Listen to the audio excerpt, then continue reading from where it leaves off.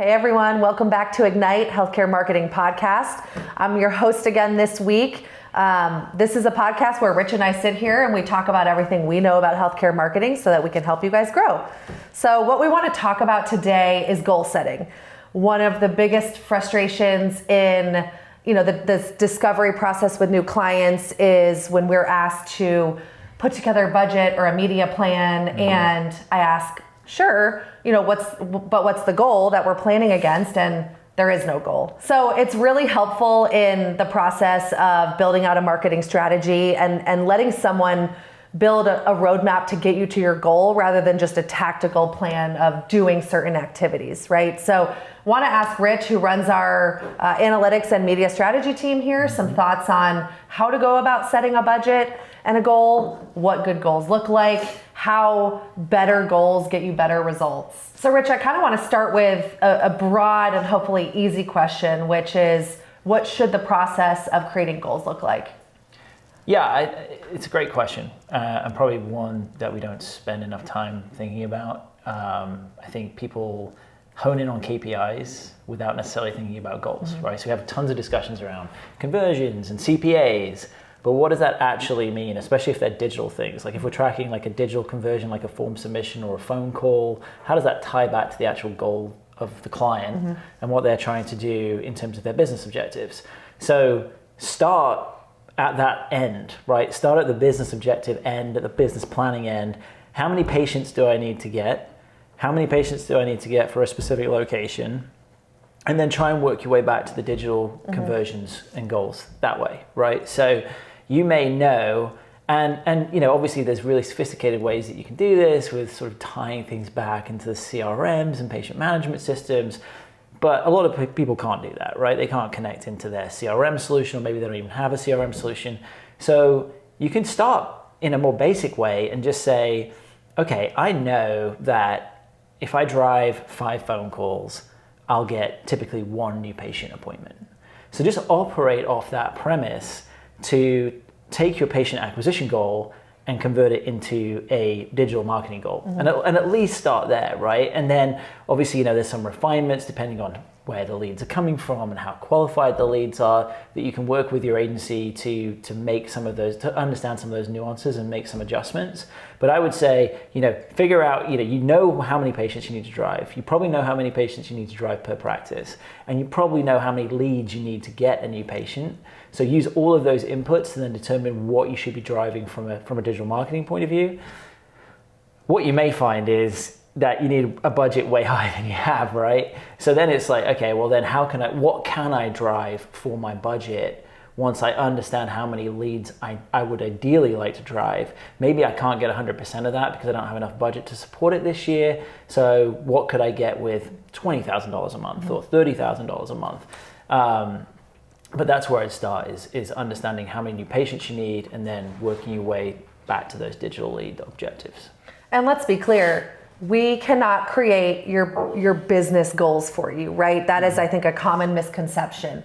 So here's my budget. Tell me what I'm going to get for it and how my business is going to run and what my patient yield is going to be is really not an appropriate way to be engaging with your digital marketing agency. Correct. What we can say is whether the goals that are given to us are feasible from a digital acquisition point of view. So if you come to me and say, okay, I've got a practice in the middle of in the middle of nowhere, and I need 200 new patients a week, and there's no search demand, there's hardly anybody on social media, there's hardly any display traffic out there, we're going to come back and say, well, that's just impossible. We can't drive the 1,000 leads a week that you would need to drive 200 patients. So you're either going to have to modify your goal, or you're going to have to look at maybe things like costings and understanding why you need to drive so many patients to that practice. Is there anything that you can do there to sort of modify that need? Because digital alone is not going to drive it. And when we think about, when clients do come to us with goals, which is always much appreciated, there's kind of another way that we engage and help with planning. And that is coming to an agency with a goal and kind of saying all the tactics are on the table, right? I'm not dictating that, okay, this is my goal, but you have to be on Facebook, or you have to be doing SEO, or you have to be doing email, right? But that I have a goal. Can you help me figure out the best acquisition mix Right. So it may not be that all $30,000 lands on, Google search buys where it can get expensive. Maybe 10% of that is diverted over into SEO, which can offset some of the acquisition costs. How do you think about a client's goal in relation to media mix? Yeah, I think, again, it's sort of taking some of the knowns, right? So, and from experience, we typically know that if you drive a lead through PPC, there's going to be a higher chance that that's going to convert into a patient. So, and again, all these things should be tested, right? So if you're going to run multiple media mixes, so if we're going to run social, display, PPC, then one thing that you'll want to do in the first sort of 60 days of running those different channels is validate the lead quality that are coming from those channels, right? And actually saying, okay, I think that PPC leads are going to convert to patients at twice the rate of a display lead or twice the rate of a paid social lead, but that should be validated by doing call listening or by checking form submissions that you get from those channels against actual patients that you see in the PMS or the EHR, and then validating those assumptions. And so once you know that those assumptions are correct, and you're not going to know that up front, so you're operating off a lot of assumptions probably in the first couple months, right? But once you've validated those assumptions, then you should be able to actually define the right media mix, because you can say, okay, I can spend $5,000 on these 2 display tactics, and I know that 4 leads from display will equal 1 new patient. And so the CPA makes sense on this $5,000, right? Where even if I have to drive twice as many leads to turn into a patient than I do on search, the CPA is half what it is on search. So therefore, the cost per new patient through display, when I spend that $5,000, is the same or even slightly better than it is on search, where I'm spending $25,000.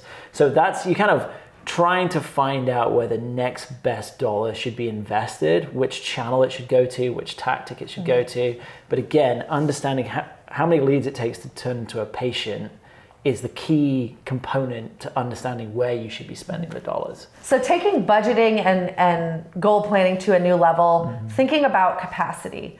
This is something we get asked a lot and something we've also been pushing our clients to consider more, which is every practice may have the same capacity on a monthly basis, but some have longer wait lists. Some, are booked up because of, local reputation, brand equity, whatever it may be. So how is Cardinal and how are some of our clients thinking about capacity, and then how does that impact fluidity of budget and goal? Yeah, I mean, that's primarily how it's influencing the decisioning that we're making, right? Which is around where should we be spending money? And the default position on paid media is, especially on the paid media side, where you're making these decisions around budget allocation, is to spend where the lowest cost conversions are, right? Or where the highest patient revenue is. And so that's where the focus point of the spend will go. I think it's incredibly important that you get insight from the client about where they actually need the dollars to be spent to equate to new patient appointments that are then coming in the door at those practices. So as an example, we've seen situations in the past where you may have a practice that's in a incredibly populous area that has a ton of demand, and they also have an amazing provider reputation that you mentioned, but they're only open 1 or 2 days a week. And we were able to drive, hundreds of conversions to that practice, but obviously there's no way that they could see those leads. Even if they converted only a fraction of those leads, they couldn't get them all. They couldn't convert them all into appointments. Whereas you have other practices, maybe in more sort of rural areas with less demand, that are really struggling, or maybe in a competitive area with a ton of other, DSOs or the behavioral health providers that they're competing against, and the CPAs are really high. So the inclination is to spend less because, a default position for a media agency is they want to make their cost per acquisition look good. They want their conversion volume to be high, right? The leads that they drive to be high. So that's where you've kind of got to throw that mindset out of the window and really work with the client to say, where do you actually need people in the seat? Right? And it might not always be in the place where we're going to get the lowest cost leads, where we're going to get, the best volume. And we might have to be okay with saying, I could get you leads for $150 or $100 or $50 but actually over here I'm going to get them for you for 300 because that's where you have overheads, that's where you need capacity filling. So we have started doing that with a number of our clients.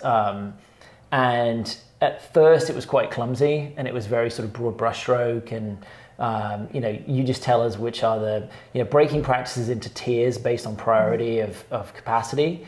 But now we've started to be more fluid. So we have one client where they will send us their capacity data by location for a 2-week forward-looking window to say, this is how many people we've got booked in for the next 2 weeks, and their percentage of their capacity, right, for each location. And then we will adjust budgets on a weekly basis to try and attack those locations that have a lower capacity right now in terms of they have more room to fill their capacity, and pull back on locations where they're basically booked out or they're close to being booked out. Now, obviously that works in a scenario where you have like a DSO, or something that's controlled at the corporate level where you can easily move funds. If you're being bought in more on a franchise level where each location is paying for their own marketing dollars or paying a percentage of their own marketing dollars, then that's the one area where I'd say you've got to be kind of careful about just moving budget around and switching budgets without everybody understanding what's going on. You don't want to get calls from providers being like, why am I getting less leads this week? And it turns out you've cut their marketing budget by 50%, so you're not driving as many leads now. So those are the things that you just have to work through with the client and the nuances you've got to understand.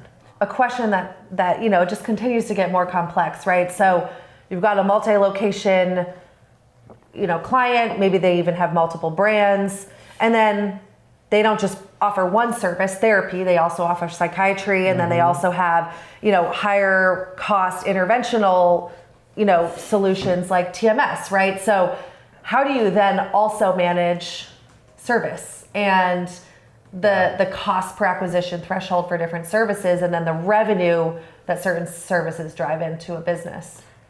Yeah, it's a great question. And that's where I would say these upfront conversations with your agency or with your in-house team are so important because, we have had conversations with people where they're like, even sort of like a dental business where they don't feel that bifurcated in terms of their service lines, right? Like they don't have separate doctors doing separate things necessarily.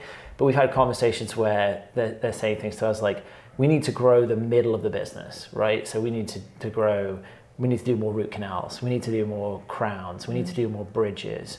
And so based on those needs, you might structure your campaigns differently, right? You may have campaigns, if you really need to be able to control the push and pull in terms of budget support for those specific services, you may have separate campaigns for them.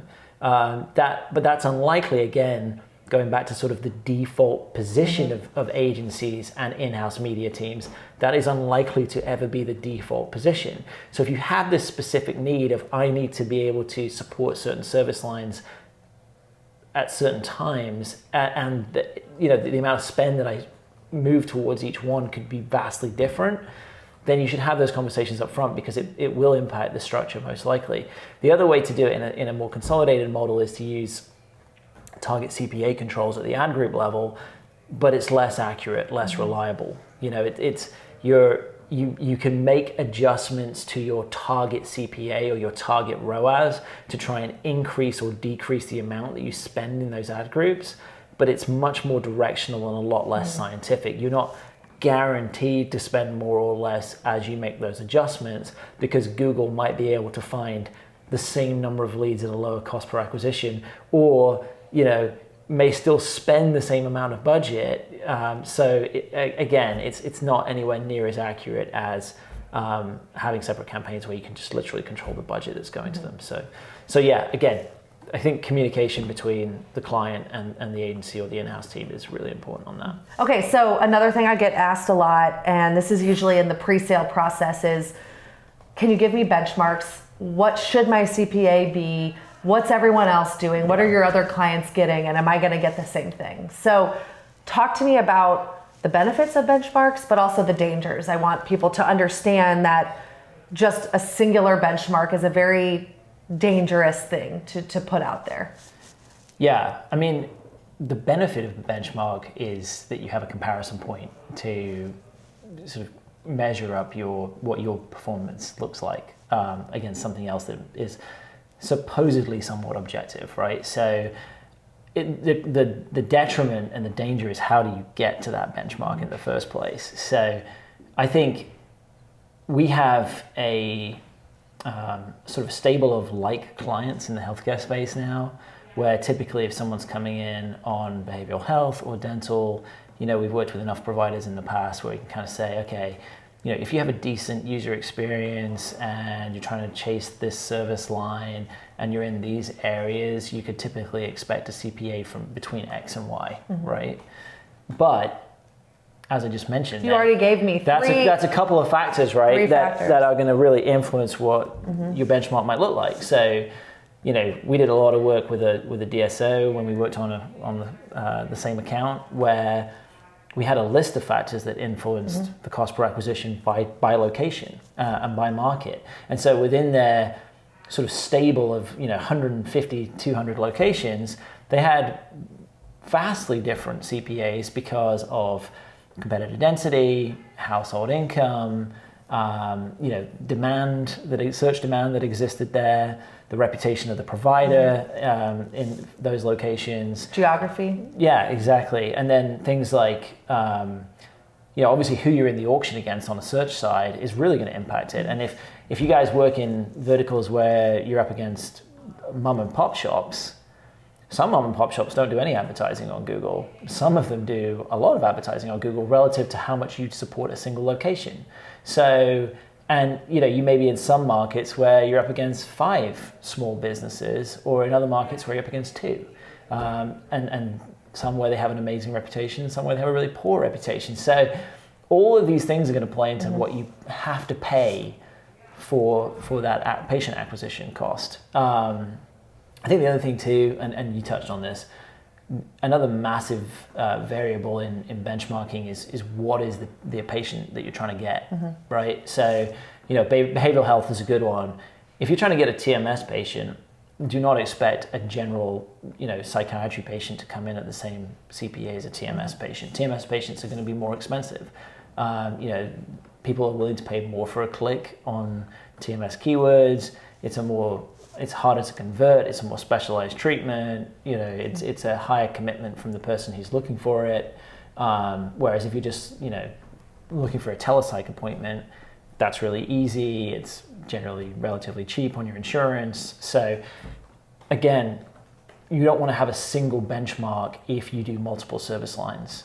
And obviously if you get to be like a health system, that's going to be exacerbated even more, right? Because you might be doing primary care and then sort of oncology as an example. So obviously your CPAs are going to be vastly different depending on the type of patient, the type of lead that you're trying to drive. And then obviously the other thing too is, what is a lead? That's the other factor that goes into benchmarking. So is the CPA measuring a phone call? Is it measuring a form fill? Is it measuring an online booked appointment? Is it measuring a phone call where we know there was a booked appointment? So again, sounds silly, it sounds obvious, but actually understanding what the KPI is, that's going to have a massive impact on what you should be benchmarking against. And you mentioned something else that is extremely subjective and in many relationships with digital agencies isn't controlled by your agency, which is the user experience side. So, can you benchmark yourself against another agency's cost per click or, quality score? Sure, but the actual conversion still is impacted significantly by what happens on that page. And if for example, your agency comes in and has feedback that page is not going to convert or is not up to the standards of other clients converting at that rate, but you're unwilling or unable to, at that point in time, address UX issues, you can't expect the same performance. Yeah, and I think it's it comes back to that sort of triangle, right, of fast, good, cheap, of the thing where you can have two. And ultimately, irrespective of what you say, oh, well, a good benchmark is a $100 CPA. In reality your CPA is your CPA at that moment. So if your CPA is $200 and the benchmark CPA is $100, really what your focus should be on is not necessarily getting to the $100 benchmark, but it should be getting the $200 CPA down as much as possible, as quickly as possible. And so if it's about speed, getting that CPA down by doing good work, then it's going to be expensive. If it's about, I've got a set retainer with my agency, or I've got a set amount of budget with my in-house team, maybe getting the work to get that CPA down is going to take longer, right? Because you can't throw all the money at the problem to solve it. But you may blow way past that benchmark, right? But so I say benchmarks are nice for directional purposes, but you shouldn't put too much stock on them, because at the end of the day, you just want to get the lowest possible cost per new patient, right? Or cost per booked appointment, irrespective of what any benchmark is. So I wouldn't stress out too much about benchmarks. It's more about making progress on where you are today. Yeah. And I think, funny that you just said, get the CPA down as much as possible. I think there's another conversation for another day on the Cardinal podcast about volume versus efficiency. And those two things intersect. And I think we'd welcome you all back another time to probably talk about that topic. We could spend 20 minutes just talking about what we've seen and how those things, can work together and work against each other. So thank you guys all for listening. Thank you, Rich, for being here. So please like, comment, subscribe on wherever you're listening. And we hope to see you guys back again next week.